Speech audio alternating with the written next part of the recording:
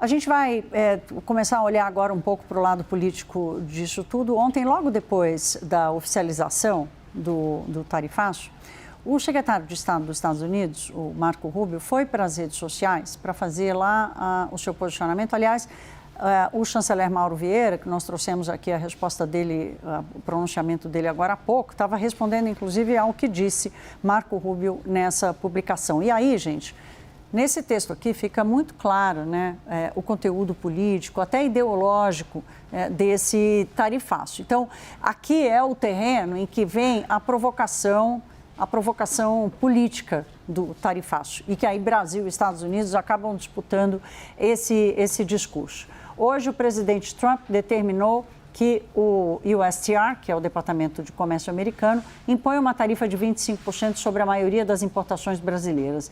Não haja confusão sobre o motivo. O presidente Lula e seu governo não negociaram com os Estados Unidos de boa fé. Suas políticas econômicas são ruins para os americanos e ruins para os brasileiros. No último ano, Lula colocou seu próprio ego à frente de fazer um acordo pelo bem-estar do povo brasileiro e essas tarifas são o preço por isso. É uma declaração cheia de subjetividades, né, que o secretário de Estado, Marco Rubio, adota e, claro, que a gente não está acostumado. Historicamente, a gente não vê chanceleres, é o papel dele lá, é o mesmo papel do nosso ministro das Relações Exteriores aqui, com conotação política tão forte quanto essas. E os países, o Brasil não está sendo diferente, também tem aumentado a conotação política da sua diplomacia.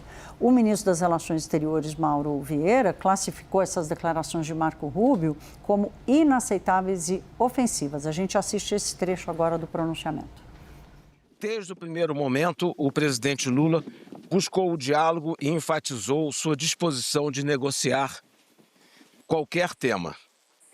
Nesse sentido, as declarações do secretário de Estado, Marco Rubio, veiculadas na madrugada de hoje nas redes sociais a respeito das tarifas adotadas contra o Brasil, são inaceitáveis, ofensivas ao povo brasileiro e ao governo brasileiro. Rubio ataca de forma grosseira e arrogante o chefe de Estado de um país amigo. Claramente, o que incomoda o governo dos Estados Unidos é o fato do Brasil não ter se curvado às pretensões desmedidas e às demandas irrazoáveis apresentadas no curso das negociações. Cito como exemplo demandas de abertura total, irrestrita e exclusiva aos Estados Unidos de setores inteiros da economia brasileira, sem qualquer contrapartida para os produtos brasileiros.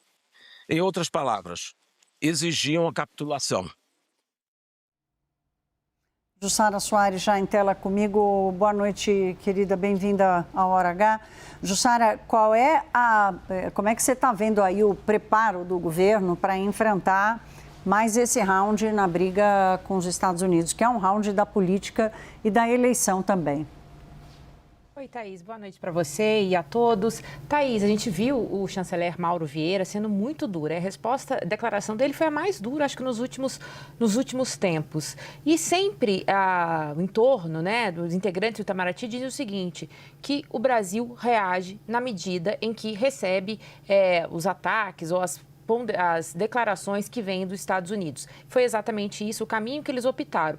Veio a declaração de Marco Rubio na madrugada, falando que o presidente Lula colocou o ego acima dos interesses do país, falando que o Brasil não negociou de boa fé. E durante toda a manhã, isso foi bastante calibrado para saber o tom dessa declaração do ministro Mauro Vieira, que foi a primeira declaração hoje dele por volta das 2 da tarde. Depois, ele também participou de uma coletiva. Agora, o governo brasileiro tenta deixar aberta uma porta para negociação. Por quê? A gente vê também nessa resposta, embora tenha sido muito duro, o ministro Mauro Vieira concentrou essa resposta ao que disse Marco Rubio, ou seja, o ministro das Relações Exteriores ao secretário de Estado americano, porque eles são pares, né? São cargos equivalentes nos dois países. Então, é nisso que se concentrou a resposta neste momento. Então, do ponto de vista técnico, eles vão ainda estão sinalizando, olha, podemos seguir negociando diante dessa crise toda que estamos vendo. Agora, você me pergunta sobre a questão